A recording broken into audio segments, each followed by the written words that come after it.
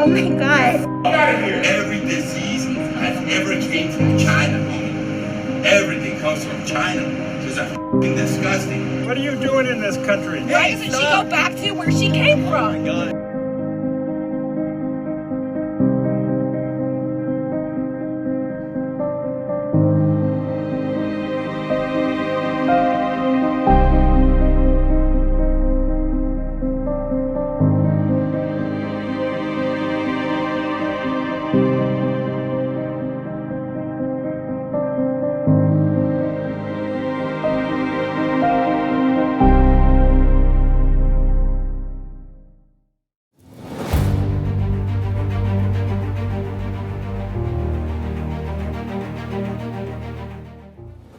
Hey, great to meet you, Jacob, finally. All right, I heard about Compassion Oakland from different resources.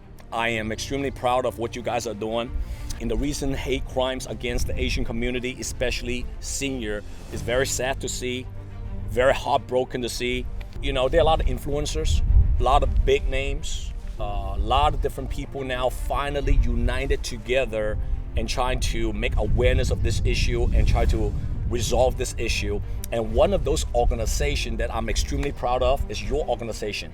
Yeah. So my first question for you, Jacob, is how did you start Compassion in Oakland? And what are you guys actually doing? And what drove you to start this organization? Yeah, so pretty much like you said, it's not like a new issue. Unfortunately, the community's been seeing these kinds of attacks for a while, but thanks to technology, a lot of them are being broadcasted, and they are starting to catch the attention of the news and stuff. So what originally started as me offering myself as essentially just someone walking someone to their car, waiting for their bus and stuff like that. A post kind of blew up, and then now I have a bunch of volunteers who came forward basically saying they're willing to help out the same way, which birthed our organization Compassion in Oakland, which is basically just becoming like a chaperone / buddy system for anyone who would want it. Primarily we are focusing on the elderly because they are the most sensitive community. It's not a protective service or anything like that, but there's a level of comfort you give someone when you don't let them be wherever they're going alone. So with the hate crimes rising up rapidly, how does this event affecting the community, especially Chinatown, Oakland? Yeah. Is it kind of like a ghost town right now? Yeah, it is a ghost town. All the businesses are closing earlier, and as soon as they close, everyone just kind of dips as fast as they can. So that's it's just put the community on edge, unfortunately. I mean, like I said, they don't know who to trust. And Gotcha. Yeah. Now, what is the ultimate goal for Compassion in Oakland? You guys just started recently. Yeah. But what is your goal? Yeah. And what do you think that you need to do as the founder to make sure all those goals are met eventually? Yeah, I mean, biggest goal, like I said, is just to keep spreading our message of having this compassion, and these are just characteristics that it takes to be a good person. We're not telling people to change and stuff like that, but we are just saying that these are the characteristics that you think that you should have in a community. You should care about the people you live around, because in the end, it all affects everyone. Now, is this characteristic something that your parents taught you, or do you think it's something that you're kind of born with? I mean, you understand what I'm trying to ask you, right? Yeah. For you, I mean, you're still very young. Yeah. But you're having the heart, having the compassion. Yeah. And try to help people. I mean, most young people they don't wire like that. Uh-huh. Do you think this is being taught, or do you think this is something that is already in your DNA? It's probably a little bit of both. I mean, my parents aren't perfect people, but I mean, they're not cruel people. But in general, I mean, I was just raised with I look at my mom. She's always been a mom. She's willing to take care of other kids that weren't her own. She said she always wanted 5 kids, but she only had 2. But I'm like, well, you realistically had 6. Out of all the kids that you helped raise and stuff like that. So I think the compassion, does come from my parents, but I've also just kind of learned, there's also characteristics that I try not to emulate in the people that that I was raised by and stuff. So it's a little bit of both. I learned some kindness characteristics from them, but I've also learned some selfish ways that I didn't want to emulate, and I didn't want to keep that cycle going. So I've just done my best to break certain kind of characteristics that I've seen in my family. One thing that really inspired me personally, being an entrepreneur for 26 years, and when I look at your profile, when I kind of check out Compassion in Oakland and who is the founder, you're not even Asian. Yeah. Right? You're Hispanic. Yeah. But you started this organization to helping Asian community in this specific cause, okay? That really inspired me a lot, because a lot of people, they say, well, Asian will help Asian, Black helps Black, you know, Hispanic helps Hispanic. But I think helping people has no boundaries. You know, I think you got to learn how to stand up for each other and doing what is right. Right? If you see somebody being attacked, it don't matter if you're Asian, you know, African American, Caucasian. You should stand up for that person, because that's what is the right thing to do. So, what do you think people can do to help? You know, there are a lot of people think, well, I'm just one person. Well, I'm just a average person. And most people think that the influencers, the big people, the people who got the connection, got the money, can help people, you know, can help people in a big way. But I want to ask you, for the average and ordinary people. I mean, really, I mean, just share, you know, share the information. I mean, whether you think you have like a lot of followers or not, I mean, you share it, and even if it's 2 friends of yours share it, I mean, then they share it and 2 more friends share it. Like, it really just becomes like a tree, you know, whenever you begin to share stuff. So I mean, that's just one start. It really is just about like keeping the conversation open, and, you know, so sharing whatever posts, you know, that we do share on our Instagram, or, you know, whatever social media pages we have going. But it really is just about like keeping the conversation open and just keep talking about it. I mean, not letting it become something that like fades into the background. I mean, it's just gonna have to be something that you just keep bringing up in conversation. Let's talk about the seniors and the business in Oakland, Chinatown right now. How do they react to your service? I mean, I know you guys are trying. You guys are trying to gain the trust from the seniors and local business in Chinatown, but they don't really know who you are yet, you know, quite yet. How are they reacting to what you guys doing currently? It's been mixed reactions. I mean, in general, I mean, most of them positive. I mean, they like the idea. I mean, they, amongst like younger people, I mean, not even like younger people like me, but just people who just aren't quite like elderly age. You know, it is a really popular idea, but it's just more getting, you know, the actual elderly people to trust us. We are a new organization, so I mean, it was expected. But it's really just about building that trust and like their, you know, confidence, and like being able to call us and be like, well, I'm not gonna call someone and they're gonna take advantage of me, you know. So that's really gonna be like our main challenge that I see so far, and I mean, it is our challenge right now. It's just building that trust and the confidence within the elderly community. But the younger people, like, they all seem, you know, really for it. They seem really positive about it, and they really like the idea. But yeah, I mean, like I said, in regards to like our biggest challenge, like, what would you say is like the best way to like get, you know, build trust within like the community? I mean, obviously, like, we're doing a lot of outreach and stuff, but how can we, like, you know, build that trust and maintain that trust and confidence like within like this you know, community who like needs it but doesn't know that they like might need it? To build trust, you need to have credit. Okay. You know, do you have a credit card right now? Yeah. Okay. So let's put it this way. Let me explain to you in a way that probably nobody explained this to you.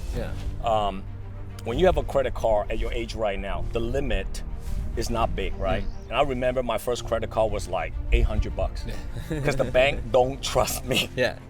So in other words, you're starting up a new organization. The trust is not going to be up here yet. A little bit. So how do you have a limit increase month after month, years after year? Is by keeping your words and being consistent. For example, if today I charge my credit card $800 and by end of the month I pay it off, the bank trusts me a little bit more. And if I keep doing it a year down the road, they might give me $5,000 limit now to spend. So what does it have to do with what you're doing? Well, same thing. Because when you start as a young organization, your words means a lot, believe it or not. And if your action and your words matches, and you can do it consistently, you will eventually gain the trust from these people that you're trying to help. But if it's just a one-time thing, sometimes things, part-time things, and they don't see the consistency, your trust would not build up to that ultimate level. So my first advice is that for any young organization like yours, is to be very consistent in what you promise, what you want to do. Because if you can consistently keep your words and match the action, eventually people is going to believe in you, because credit has to be earned, right? And the second advice I'm going to give it to you is it's really, you know, for young people like you guys, understand, you know, you don't have a lot of money right now to hire the right people on your team. You don't have a lot of experience yet. You don't have a lot of things going on yet, but there's one thing that you have. That most older people don't have. You know what that is? Energy and passion. Energy and passion. So you have to be more passionate and more energetic than the people who got more experience than you do. The people who got more money than you do. Because that's what you can offer, right? And I remember when I started as an entrepreneur, when I was 21 years old, which is many, many years ago, nobody believed in what I'm saying. Nobody believed in what I'm trying to do. But I was always energetic. I was always passionate about my cause. Because you have a cause. Your cause is to help people. As long as your intentions are pure and you really try to help people and you sell that vision, you sell that cause consistently with undiminished enthusiasm, people will eventually feel it. And 2 will become 4.